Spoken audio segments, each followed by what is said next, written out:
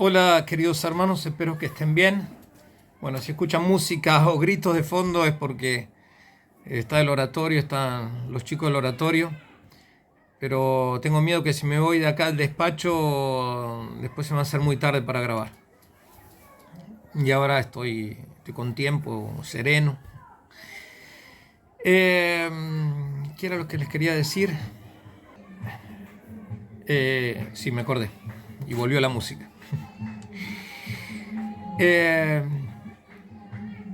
¿Y si estos tiempos fuesen los últimos? ¿Y si estuviésemos en los prolegómenos de lo profetizado por el libro sagrado del Apocalipsis?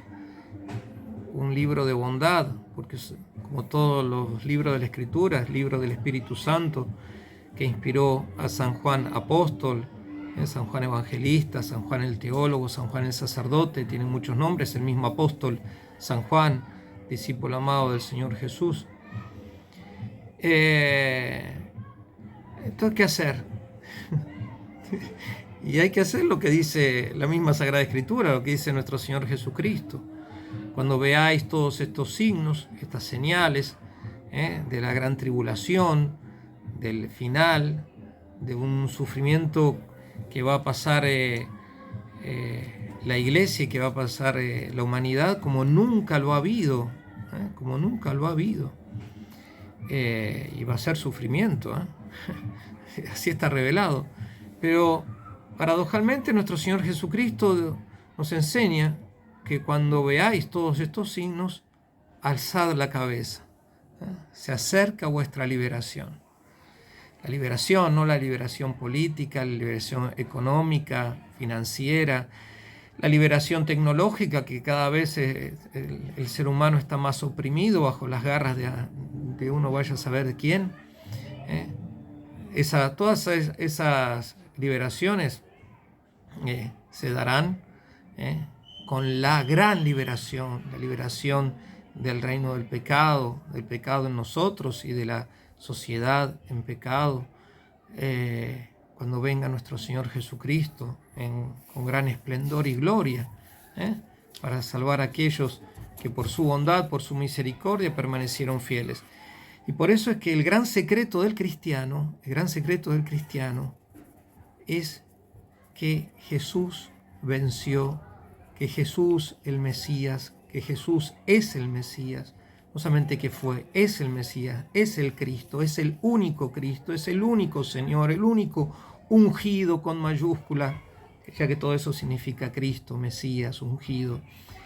Es el único Salvador, es el único en el cual tenemos vida eterna.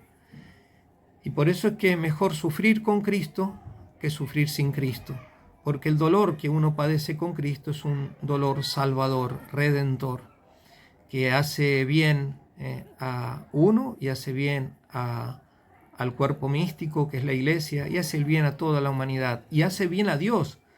Accidentalmente le aumenta su gloria, le da gloria. Y por eso, queridos hermanos, en este ambiente verdaderamente terrible que vive la humanidad,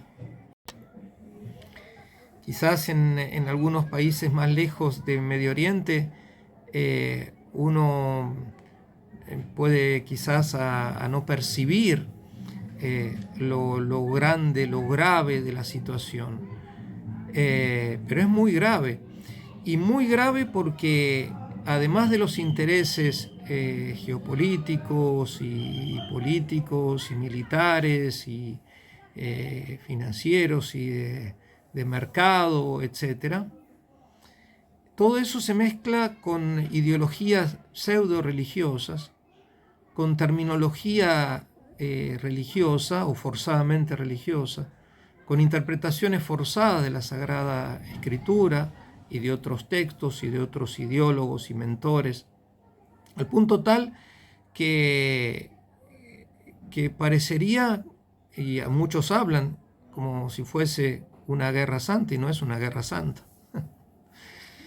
El santo, el 3 veces santo, la Santísima Trinidad, no tiene nada que ver, esto es acción humana, y y no solamente humana, sino bajo inspiración o movido por el mismo demonio, el príncipe de la mentira, el que quiere la desunión de los seres humanos, el que quiere la discordia, el que promete pero no da porque no puede dar. Nadie da lo que no tiene, y él no tiene paz, no puede dar paz. Él no tiene vida eterna en el sentido de gloria, de alegría, de gozo, porque él en su rechazo eterno a Dios padece infinitamente por propia voluntad, que no quiso y no quiere cambiar. No puede, no sabemos que teológicamente es así, no puede estar fijada en su decisión la voluntad diabólica.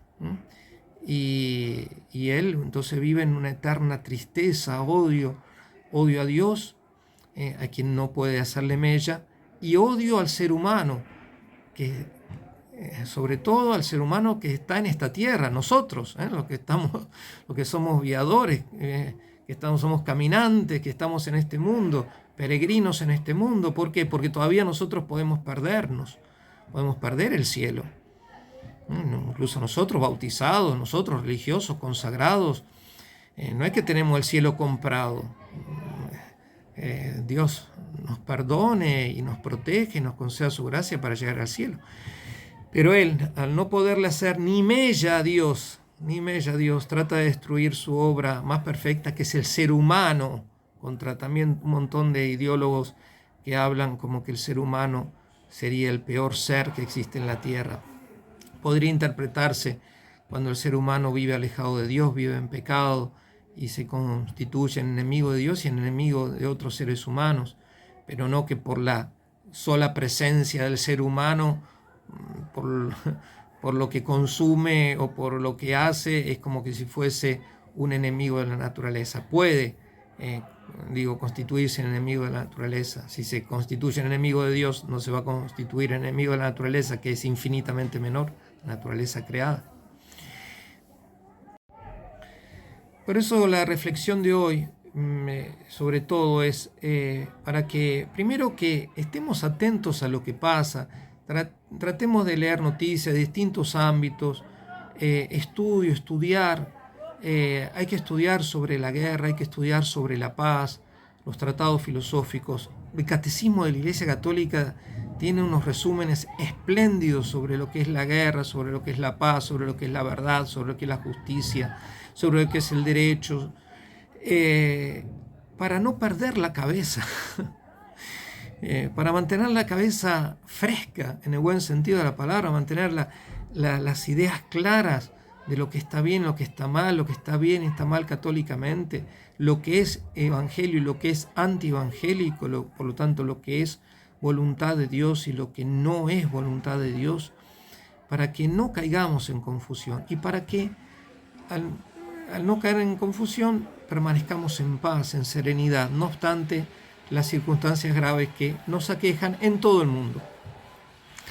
El bien siempre es más que el mal, siempre.